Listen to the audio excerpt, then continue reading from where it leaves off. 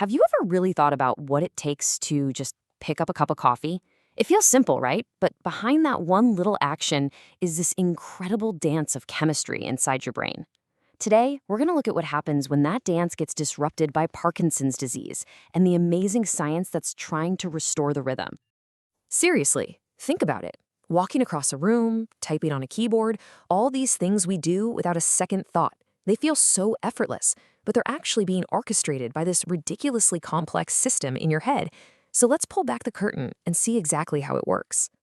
All right, here's our game plan. We'll start with how the brain's movement control center is supposed to run. Then we'll dive into what goes wrong in Parkinson's. From there, we'll explore the brilliant drug that became the go-to solution, look at how to make it even more powerful, and then talk about the real-world challenges that come up over time. We'll wrap things up with a little peek into the future of treatment. Okay, so before we can understand what breaks, we have to appreciate the beautiful, elegant system that controls our every single move when it's working perfectly. Deep inside your brain, you've got this area called the basal ganglia. The best way to think of it is like NASA's mission control for all your movements. It's the thing that makes sure every action you take is smooth, controlled, and intentional. And the main way it sends out its orders, it uses a crucial chemical messenger, a molecule called dopamine. So, what happens when mission control starts losing its ability to communicate, when those messages just aren't getting through? Well, that brings us right to the absolute core of the problem in Parkinson's disease. The major symptoms you can see are all grouped under this clinical term, Parkinsonism. This covers things like muscle rigidity and tremors, which you've probably heard of, but the real key for diagnosis is something called bradykinesia. And this isn't just about being a little slow, it's a profound difficulty in starting a movement. Patients describe it like trying to walk through wet cement. When you look at the brain, the root cause is, well, it's strikingly clear.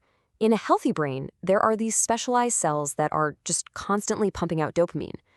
But in a Parkinson's brain, those specific cells are dying off, and the result is a massive dopamine shortage.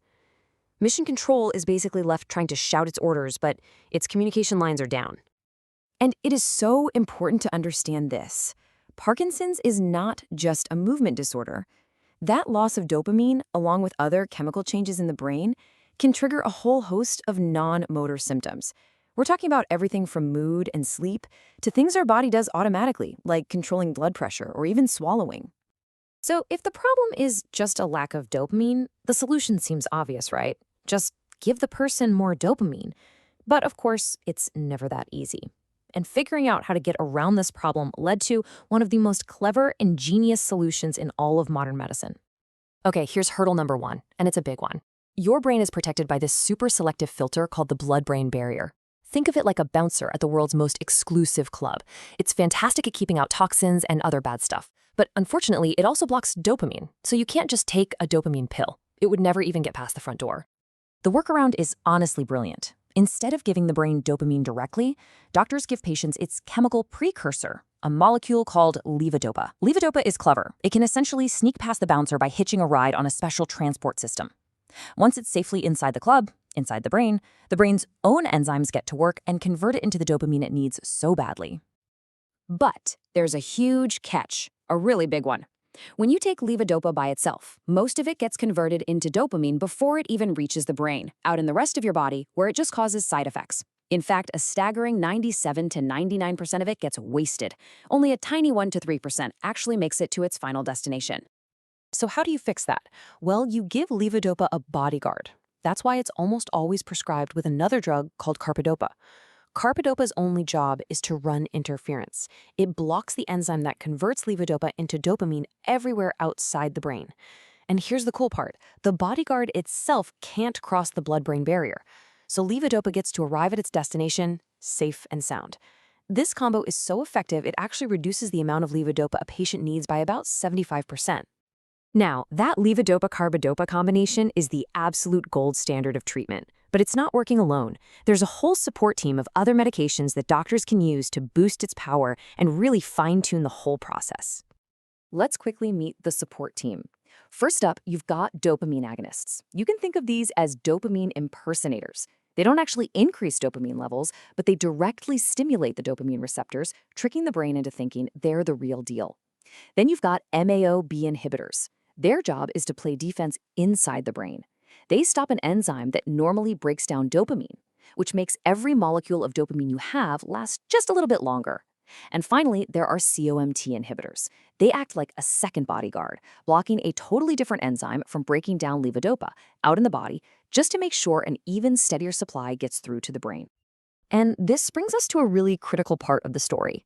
Parkinson's is a progressive disease, and that means over time, even with these incredible treatments, new challenges start to pop up. One of the biggest long-term complications is something called dyskinesia. Now, these are involuntary, uncontrolled movements, but, and this is key, they aren't actually part of Parkinson's itself. They're a side effect of the treatment. After many years of levodopa, the brain can become overly sensitive to it, leading to these excess erratic movements. Another huge challenge is what's known as the on-off phenomenon. As the disease progresses, the brain's response to levodopa can become really unpredictable. Patients can start to swing wildly between an on state, where the medicine is working and they can move around, and a sudden off state, where their symptoms come roaring back and they can find themselves completely unable to move. This quote from a patient just perfectly captures what that feels like. It's not a slow, gradual fading of the medication.